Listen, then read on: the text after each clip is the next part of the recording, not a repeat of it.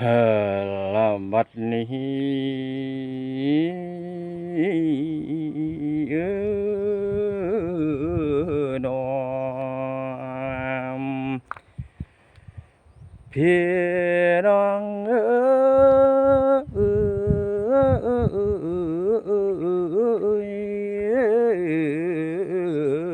นอมเวนอ เพิ่นว่าเกียงแต่ยามอยากได้ความใดดีเอามาว่ามาถ้าได้ไปแล้วมีมาย่านขี้หนี้หวานต่อยตอนหวานต่อยตอนอ้อยอ่อนอรสอนย่านแต่ในใจเจ้าคือดอกกระแกมแก้มหัวหำ หวานต่อยตอนอ้อยอ่อนอรสอน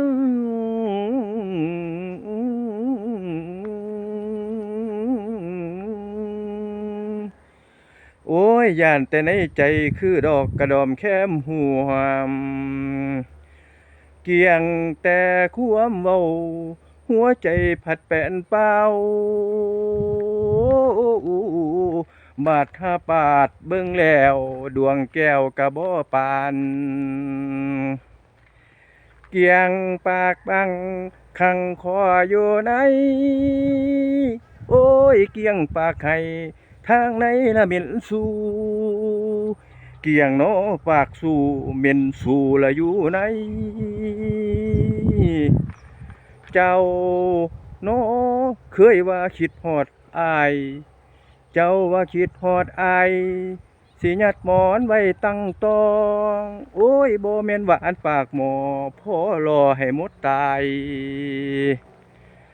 สั่งมาตกโนกาไว้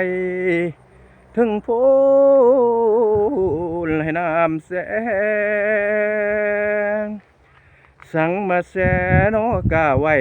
ในน้ำให้ปวกกินสิบสิเว้าสิบสิเว้าสาวสิเว้าให้เว้าแต่นอความจริงแนวใดเป็นมุสาอย่าสู่หามาเว้าคันแม่นน้องตัวอายคันแม่นน้องตัวอายโอ้ยตายไปให้เป็นปีก็กองก้อยคันแม่น้องตัวอายตายไปให้เป็นผีน้อกองก้อยโอ้โอ้ยให้ไปห้องอยู่จอยจอยอยู่ดงไม้หิงแต่ผู้เดียวสันดอกนาศรัทธาเฮา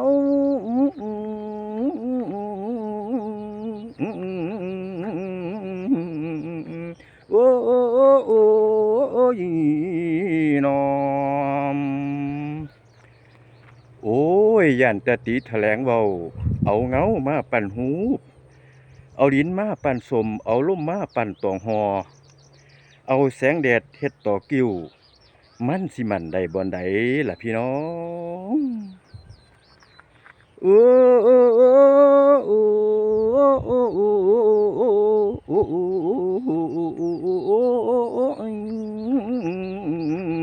นอมย่านแต่ตีแถลงเว้าเอาเงามาปั่นหูบเอาดินมาปั่นสมเอาลมมาปั่นตองหอเอาแสงแดดเฮ็ดตอกกิ้วมันสิมันละบ่อนใดยานน้อแต่ทางคนไข้ยานแต่ทางคนไข้บ่กินยาให้หายสวงแสนสิพันปากทวงขอร้องก็บ่กินยังบ่ทันเห็นหน้าสิจำนางให้ซื้อแองยังบ่ทันได้เห็นหน้าให้จำนางให้ซื้อแองโอ้ย บ่เห็นผัวดอกไม้ให้จำไว้ใส่บ้องหูดอกนาง